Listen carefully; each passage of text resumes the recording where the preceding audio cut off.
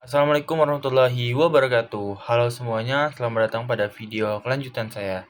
Jadi teman-teman, pada video ini saya bakal membahas terkait dengan materi yaitu mengenai manajemen para peserta didik dan sarana prasarana. Mengapa? Karena kita tahu bahwasanya bagaimana kita mengelola siswa atau para peserta didik dan juga bagaimana kita mengelola fasilitas Sapras agar proses belajar mengajar belajar secara maksimal. Apalagi masuk saja sarana prasarana.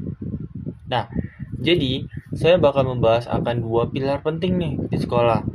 Seperti yang saya sebelumnya pada introduce, bagaimana kita mengelola siswa dan juga bagaimana kita mengelola fasilitas, di mana akan kedua kaitan tersebut agar proses belajar mengajar berjalan secara maksimal.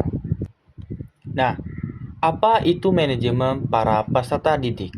Nah, jadi teman-teman ketahui nih, bahwasannya manajemen para peserta didik itu bukan cuma soal absen, tapi soal bagaimana sekolah dalam mengelola potensi siswa, mulai dari penyaringan saat masuk PPDB, sampai juga memastikan mereka punya wadah untuk nantinya bakatnya itu agar siap saat lulus nanti.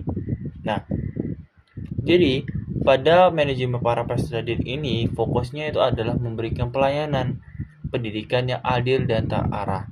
Karena sebelumnya pada prosesnya tersebut, di mana PPDB, orientasi, pembinaan bakat, dan juga pada akhirnya itu adalah untuk merangkul semua itu untuk mencakup dalam hingga kelulusan nantinya. Selanjutnya adalah tujuan manajemen para peserta didik. Nah, tujuannya itu simple. Kita nggak ingin siswa itu cuma pintar dalam sebuah buku, tidak hanya berpatok pada buku saja. Namun kita juga harus akan dalam aturan yang jelas, di mana siswa itu harus bisa belajar dengan tenang, memiliki minat. Mereka juga seperti olahraga atau seni, maka nantinya bakal bisa terfasilitasi dengan baik. Jadi, ketika dengan manajemen yang rapi, sekolah dapat meminimalisir hambatan, disiplin, dan juga meningkatkan akal semangat dalam belajar.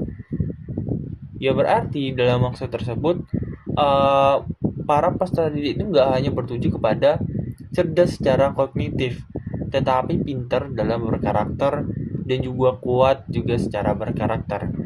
Hingga juga memiliki akan kedisiplinan yang tinggi sebagai bekal nantinya di bekal masa depan. Selanjutnya adalah mengenal sarana dan prasarana. Nah, jadi teman-teman, pada sarana dan prasarana adalah komponen fisik yang mendukung agar berlangsungnya pendidikan itu terarah. Di mana sarana bersifat menggerak dan juga digunakan langsung dalam pembelajaran. Sedangkan prasarana merupakan fasilitas yang pokok dalam melandasi berdirinya di lingkungan sekolah. Nah, pada pengelolaan Sapras yang baik, itu tentunya dalam bahwa aset sekolah itu tetap terjaga kualitasnya, aman digunakan dan selalu siap dalam mendukung setiap kegiatan instruksional maupun operasional. Maka dari itu, para sarana itu merupakan sebuah wadah seperti gedung sekolah. Nah, jadi akan keduanya itu tanpa secara berjalan secara seiringan, maka teori di kelas akan sulit dipraktikkan oleh siswa. Selanjutnya adalah siklus pengelolaan Sapras atau sarana prasarana. Nah, pada pengelolaan fasilitas itu juga kita harus rapi. Analisis kebutuhan berdasarkan kurikulum yang berlaku. Ketika barang diadakan, sekolah itu wajib dalam melakukan sebuah inventarisasi untuk mendata aset milik negara atau yayasan.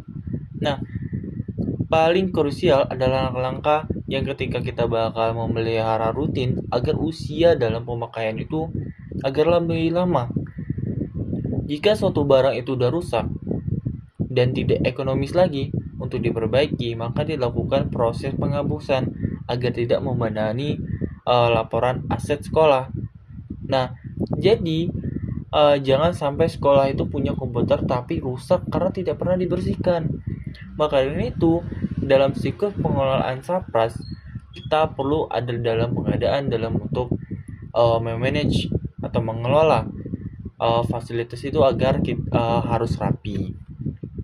Nah, selanjutnya adalah hubungan peserta didik dan sapras. Apa sih kaitan peserta didik dengan sarana prasarana? Nah, jadi teman-teman, kualitas sarana prasarana itu juga bakal berdampak langsung pada motivasi dan hasil juga para pelajar peserta didik. Kenapa? Karena kedua hal ini saling berhubungan. Ketika siswa akan lebih semangat belajar kalau kelasnya nyaman dan alatnya lengkap. Jadi, ketika ruang kelas yang nyaman, perpustakaan yang lengkap, dan juga akses internet yang stabil, itu tuh juga bakal memungkinkan siswa untuk mengeksplorasi ilmu juga lebih luas. Nah, sebaliknya, ketika manajemen peserta didik yang baik mengajarkan siswa untuk memiliki rasa tanggung jawab dalam menjaga dan juga merawat hingga fasilitas-fasilitas sekolah yang mereka gunakan sehari-hari. Nah, yang terakhir adalah kesimpulan.